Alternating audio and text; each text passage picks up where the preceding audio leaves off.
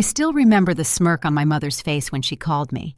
"Sophia, darling," she said in that fake sweet voice that always meant trouble was coming. "Your father and I would love to have you over for dinner this Saturday. It's been too long since we've seen you." It had been 3 months since I'd last visited, and there was a good reason for that. But something in her tone made me curious. Maybe they'd finally come around. Maybe they actually wanted to mend our relationship. God, I was naive. Before we dive into this absolute roller coaster of a story, if you love family drama and satisfying karma stories, smash that subscribe button and hit the notification bell. Trust me, you won't want to miss what happens next. This story gets absolutely wild. Let me set the scene for you. I'm Sophia, 31 years old, and I've spent the last 8 years building a career as a freelance writer and content creator. I'm not rich, not by a long shot, but I'm happy. I live in a modest one-bedroom apartment, I pay my bills on time, and I'm doing work I actually enjoy. For me, that's success. But for my parents, Richard and Catherine Bennett, success only comes with a corner office, a 6-figure salary, and a luxury car. They're both retired executives who spent their entire lives climbing corporate ladders and collecting status symbols like trophies. My older brother Marcus fits their ideal perfectly. He's a corporate lawyer, married to another lawyer, living in a McMansion in the suburbs with 2 perfect children. My parents worship the ground he walks on. Me? I'm the disappointment, the black sheep, the daughter who threw away her potential by not pursuing a traditional career path. I graduated with honors from a good university with a degree in business, which thrilled them initially. They had visions of me following in their footsteps, becoming some high-powered executive. Instead, I worked in corporate marketing for 2 years, was absolutely miserable, and quit to pursue freelance writing. They've never forgiven me for that decision. So when my mother called with this dinner invitation, I should have known better. But I missed them, despite everything. They were still my parents, and some stupid part of me kept hoping they'd eventually accept my choices. I showed up at their house that Saturday at 7 p.m. sharp, wearing a nice dress and carrying a bottle of wine. Their house is exactly what you'd expect.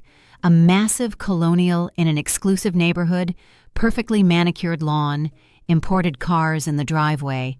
Every inch of it screams, "We have money." My mother answered the door, air kissing both my cheeks without actually touching me. "Sophia, you look nice." The pause before nice was deliberate, her way of saying I didn't look good enough. "Thanks, Mom. You look great, as always."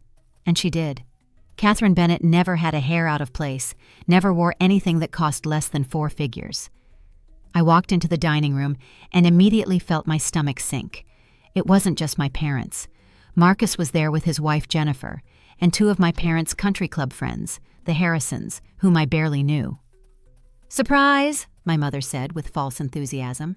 "We thought it would be nice to have a little gathering." A setup. This was a setup, and I'd walked right into it. "Sophia," my father boomed from his seat at the head of the table. "Come, sit. We were just telling everyone about Marcus's latest victory in court. Tell her about it, son." I sat down in the only empty chair, conveniently placed between the Harrisons, while Marcus launched into a detailed account of some case he'd won. My parents hung on every word, beaming with pride. Jennifer smiled adoringly at her husband. The Harrisons nodded appreciatively. I felt like a prop in someone else's show. Dinner was served, an elaborate meal prepared by the chef my parents hired for special occasions. As we ate, the conversation flowed around me. Marcus's career, Marcus's children's achievements, Marcus's latest investment property. Finally, Mrs. Harrison turned to me with a polite smile. "And what do you do, Sophia?" Before I could answer, my mother jumped in. "Oh, Sophia is a writer." She said writer the way someone might say unemployed vagrant. "How interesting," Mrs. Harrison said. "What do you write?"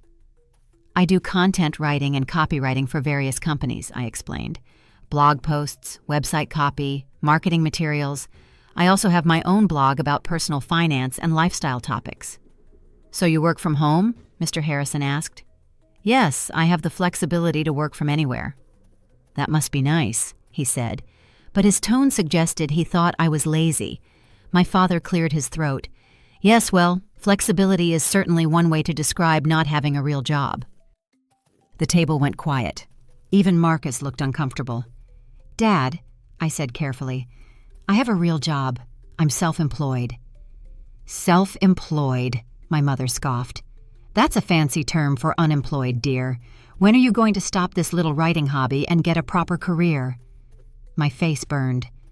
"It's not a hobby. I make a living doing this." "Do you really, though?" my father challenged. He turned to the Harrisons. "You know, we sent Sophia to an excellent university. Top grades. She had offers from 3 Fortune 500 companies. And what does she do? Throws it all away to write blog posts from her tiny apartment." "It's not tiny," I muttered, though it kind of was. "Sophia, honey," my mother said in that condescending tone I hated, "we're just worried about you. You're 31 years old. You should be established in a career by now. Look at Marcus. He's bought his 3rd investment property this year." Marcus actually spoke up then. "Mom, Sophia's career is valid. If she's happy—" "Happy doesn't pay the bills," my father interrupted. "Happy doesn't build wealth. Happy doesn't provide security." Jennifer, Marcus's wife, chimed in. "I'm sure Sophia's doing fine. Not everyone wants a high-pressure career." Her smile was sympathetic, which somehow made it worse. "Fine isn't good enough," my mother said. She turned to me with what I can only describe as theatrical concern. "Sweetheart, what happens when you get older? You don't have a 401k, do you? No health insurance from an employer? No pension?"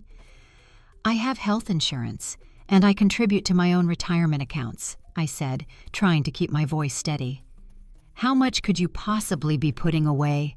my father asked. "You're probably making, what, $30,000 a year? Maybe 40 if you're lucky?" I stayed silent. I actually made $65,000 last year, which wasn't Fortune 500 money, but was decent for a freelancer in a medium cost of living area.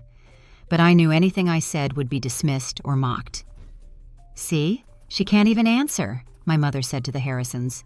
"It's heartbreaking, really. All that potential, wasted." Mrs. Harrison tried to be diplomatic. "Well, the freelance economy is growing. Many young people are choosing alternative career paths." "Young people," my father emphasized. "Sophia isn't young anymore. She's past the age where this kind of aimless wandering is acceptable." That's when something inside me snapped. Not dramatically, not with yelling or tears. Something just went cold and hard in my chest. "You know what?" I said, setting down my fork carefully. "I came here tonight thinking maybe, just maybe, you'd actually want to spend time with me. But this was never about that, was it? This was about humiliation, about showing your country club friends that even though you have one perfect child, you're stuck with one failure too." "Sophia, don't be dramatic," my mother said. "I'm not being dramatic. I'm being honest. You invited me here specifically to mock me in front of strangers, to compare me to Marcus, to make me feel small." "We're trying to motivate you," my father insisted. "By calling my career a hobby? By implying I'm a loser? That's not motivation. That's cruelty." I stood up, my chair scraping loudly against their expensive hardwood floor. "Thank you for dinner. It was exactly as terrible as I should have expected." "Sophia Bennett, sit down right now," my mother commanded. "No." I grabbed my purse. "I'm done. I'm done with these dinners where I'm the entertainment. I'm done with the constant comparisons to Marcus. I'm done pretending that your approval matters to me when you've made it crystal clear that I'll never be good enough unless I become someone I'm not." "You're being oversensitive," my father said dismissively, "and you're being cruel. But here's the thing, Dad. I don't need your approval anymore. I don't need your validation. I have a career I love, friends who respect me, and a life that makes me happy. And if that's not enough for you, that's your problem, not mine." I walked out. Didn't run, didn't slam the door, just walked out with my head high while my mother called after me about how I was embarrassing them in front of their guests. I cried in my car for 20 minutes before driving home, not because I regretted what I said, but because it hurt. It hurt that my own parents cared more about status than my happiness. It hurt that they'd orchestrated that humiliation so deliberately. But I was done. Done trying to please them.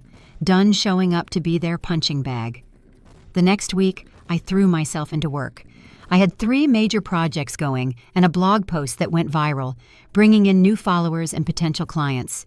Work was good. Work was my refuge. Then, exactly 1 week after that nightmare dinner, my phone rang. It was Marcus. "Soph, hey," he said, and he sounded stressed. "Have you talked to Mom and Dad recently?" "Not since the dinner from hell last week." "Why?" He sighed heavily. "Something's happened. Something bad. Can you meet me for coffee?" An hour later, I was sitting across from my brother at a Starbucks, watching him stir his latte nervously. "Okay, so don't freak out," he started, which is never a good sign. "But Dad made some really bad financial decisions." "What kind of bad decisions?" "He invested almost all of their liquid savings in some startup that a friend from the country club recommended. The friend claimed it was a sure thing, next big tech boom, couldn't miss opportunity." I felt a cold weight settling in my stomach. And the company was a scam. Well, not technically a scam, just incredibly mismanaged. It went bankrupt 3 days ago. Dad lost everything. We're talking $700,000. I stared at him. $700,000? Are you kidding me? I wish I was. It gets worse. He'd also taken out a second mortgage on the house to invest more, and he'd borrowed against his retirement accounts. Oh my God. They're in serious trouble, Soph. Like might lose the house kind of trouble. Mom's freaking out. Dad's having panic attacks. It's bad. I should have felt vindicated. I should have felt like karma had come around and bitten them in the ass.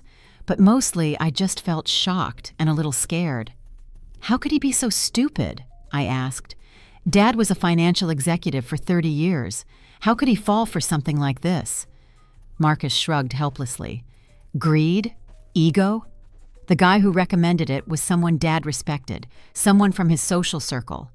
I think Dad wanted to prove he could still make power moves even in retirement. What are they going to do? That's why I'm here. Marcus looked at me seriously. They need help, financial help.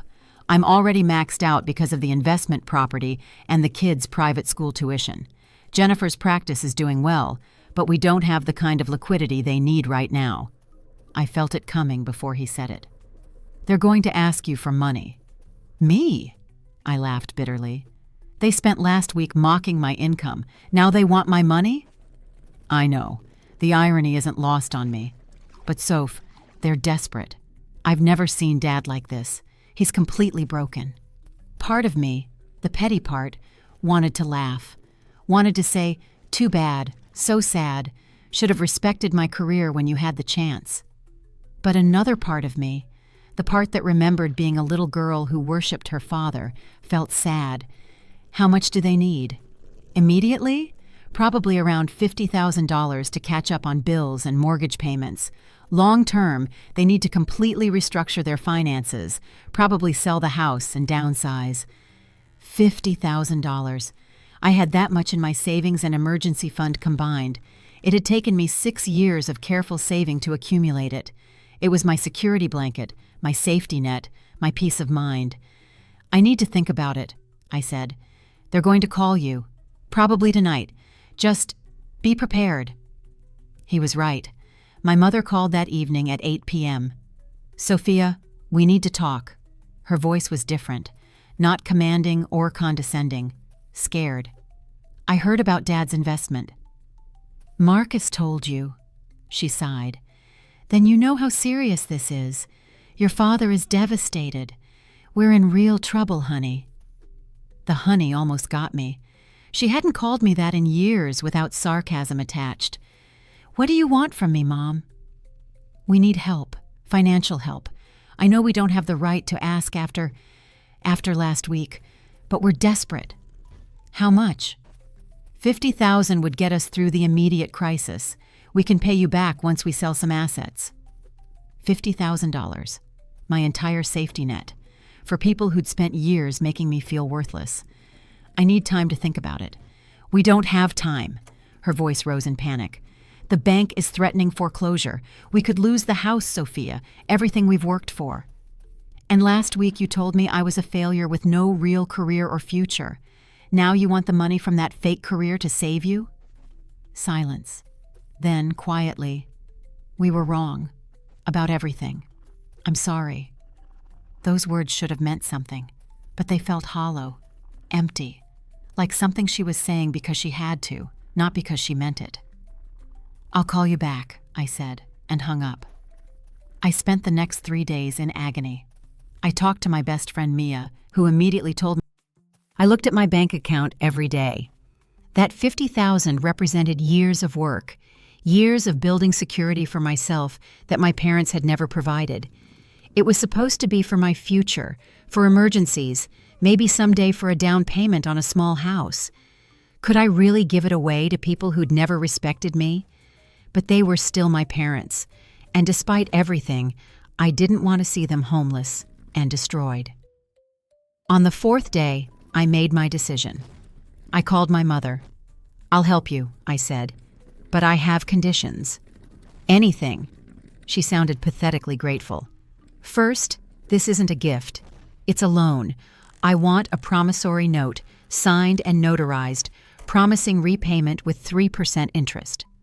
"Of course, yes." "Second, you and Dad need to attend financial counseling. No more risky investments. No more trying to keep up appearances you can't afford." "Agreed." "Third, and this is non-negotiable, you apologize. A real apology. Not because you need money, but because you genuinely understand how you've treated me all these years was wrong." There was a long pause. "Sophia, we're sorry. We really are. We've been terrible parents to you.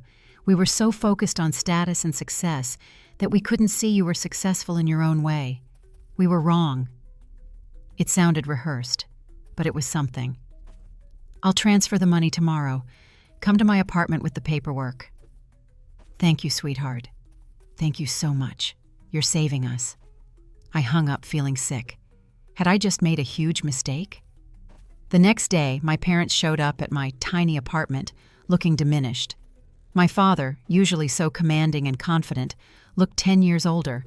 My mother's designer outfit couldn't hide the worry lines on her face.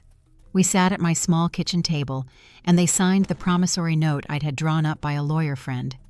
As they signed, I watched them look around my apartment, this place they'd always mocked. "You've made it nice," my mother said quietly. "It's cozy." "It's home," I said. My father cleared his throat. "Sophia, I don't know how to thank you, after how we treated you. You can thank me by respecting my choices going forward. My career might not be what you wanted for me, but it's mine, and it's valid." "It is," he said. "You were right. About everything you said at dinner. We were cruel. We were trying to motivate you, but really we were just being bullies." "Why?" I asked, the question I'd wanted to ask for years. Why wasn't I good enough? Why did everything I did have to be compared to Marcus? My mother's eyes filled with tears. "Because we saw ourselves in you, and we hated that you weren't making the same choices we made. Your father and I sacrificed everything for our careers. We missed your childhoods, Marcus's too. We told ourselves it was worth it because we were successful. And then you came along and chose happiness over success, and it felt like a rejection of everything we'd built our lives on." "But I am successful," I said, "just differently. I'm happy, I pay my bills, I'm building something meaningful. Why isn't that enough?" "It is enough," my father said. "It should have always been enough. We're sorry, Sophia, truly." I transferred the money that afternoon, $50,000, gone from my account in seconds. My safety net, my peace of mind, handed over to save people who'd never appreciated me. The next few weeks were strange. My parents sold their house quickly, taking a loss but getting enough to pay off the debts. They moved into a modest condo in a less prestigious neighborhood. My mother had to start wearing off-brand clothes. My father had to give up his country club membership. And something weird happened. They got nicer. Without the pressure of maintaining their status, without the constant need to prove they were successful, they became human. My mother called me just to chat, not to criticize. My father asked about my work with genuine interest. 2 months after I gave them the money, they invited me to dinner at their new condo. I was wary, but I went. It was completely different from that nightmare dinner. Just the three of us, food my mother had actually cooked herself, and real conversation. They asked about my blog, about my clients, about my life. "Your most recent blog post was really good," my mother said. "The one about financial independence. I sent it to some of my friends." I nearly dropped my fork. "You read my blog?" "I've been reading it for a while now. You're a good writer, Sophia. Really good." My father nodded. "That piece you wrote for that company's website, the one about digital marketing trends, was impressive. I showed it to my old colleague Tom. He was impressed too." I didn't know what to say. This was what I'd always wanted. Not their money, not their status, just their acknowledgement that what I did mattered. "Thank you," I managed. "We're sorry it took losing everything for us to see what was important," my father said. "We spent so many years chasing the wrong things." "Are you happy now?" I asked, "without the big house and the status symbols?" They looked at each other, and my mother smiled. "You know what? I think I actually am. It's simpler, less stressful. We don't have to keep up with anyone anymore." Over the next 6 months, my relationship with my parents slowly transformed. They came to my apartment for dinner. I helped my mother set up her own blog about downsizing and simplifying. My father volunteered at a financial literacy nonprofit. That's when I realized, sometimes people don't change until they hit rock bottom. Sometimes losing everything is the only way to understand what really matters. And sometimes, just sometimes, the people who hurt you the most are capable of becoming the people who love you the best. My parents lost their money, their house.